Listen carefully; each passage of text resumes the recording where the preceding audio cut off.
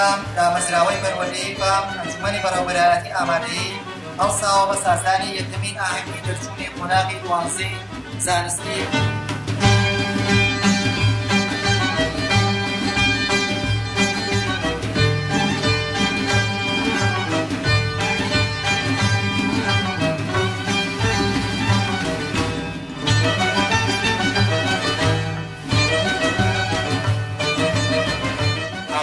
فام قادر لپێشەنجی بەنایابە لە زانست و بەروەردەکردندا.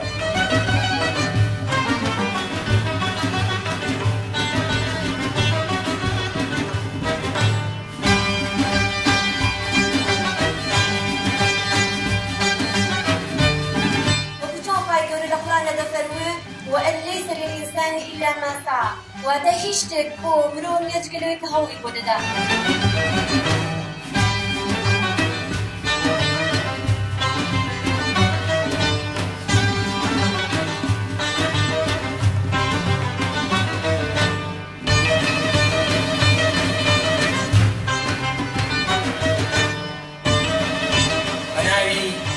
کاری خوێندکارانەوە کە لێرەوە من سوپاسی دامەزراوەی فام و ئامادەی فام دەکەم و ئەم سەرکەوتنە پیرۆز بێ بە هیوای بەردەوامی و سەرکەوتنی زیاتر.